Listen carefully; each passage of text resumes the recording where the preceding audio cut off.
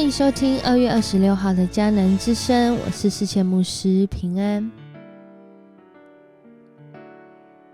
我们今天要来分享的是约书亚记的23章1到3节。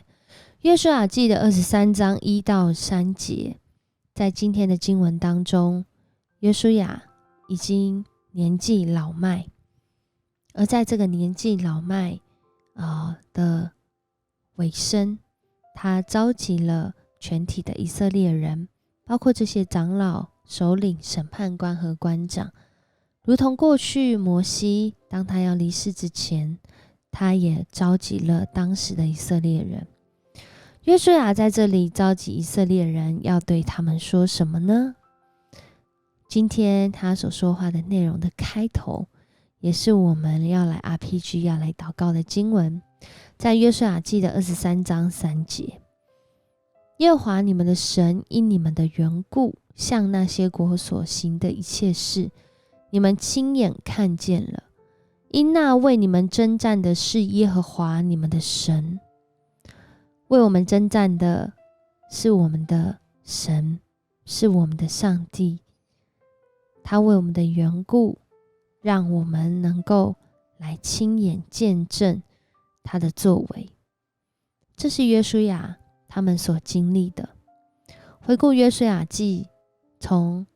第1章开始，就约书亚他个人的经验来说，当时上帝要求他要做一件事，就是要刚强壮胆，专心的来跟随上帝。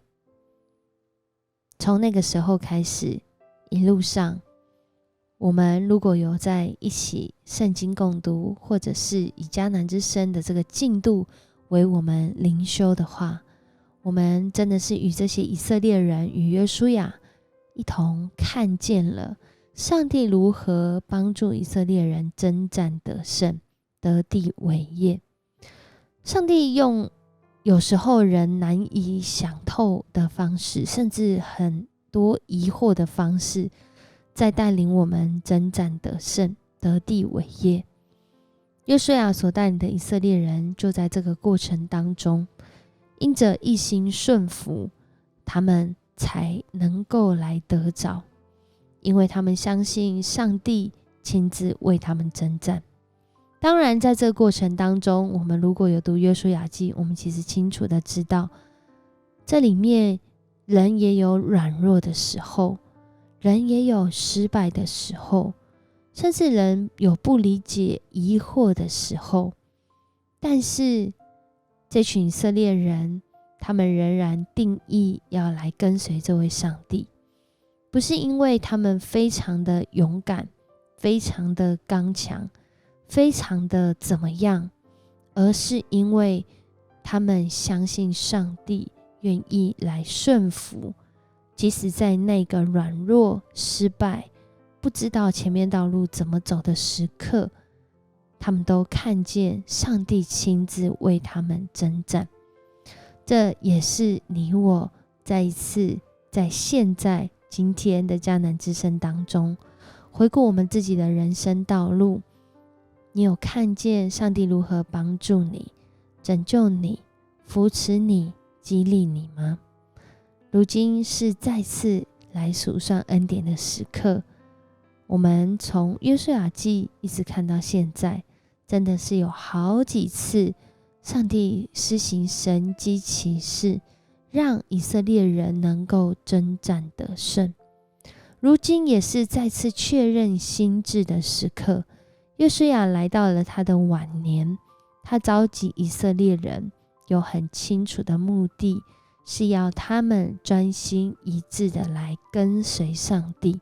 他自己是这样，他也盼望他所带领，他所真的是掌管的这些以色列人，让他们真的是来顺服在上帝的带领当中，让他们知道真正掌管他们的不是约书亚，而是上帝。如同约书亚记他翻译的另外一个名字一样，上帝是拯救。我们在每一个篇幅当中都看见上帝的拯救，不论是在以色列人，不论是在外族人，只要愿意相信、回转跟随上帝的，他们都经历了上帝的拯救。你曾经经历过上帝什么样的作为吗？他对你来说是一位什么样的上帝呢？我们一起来祷告。爱我们的上帝，谢谢你，你是让孩子能够认识真理的上帝，你是让我们能够在这个时代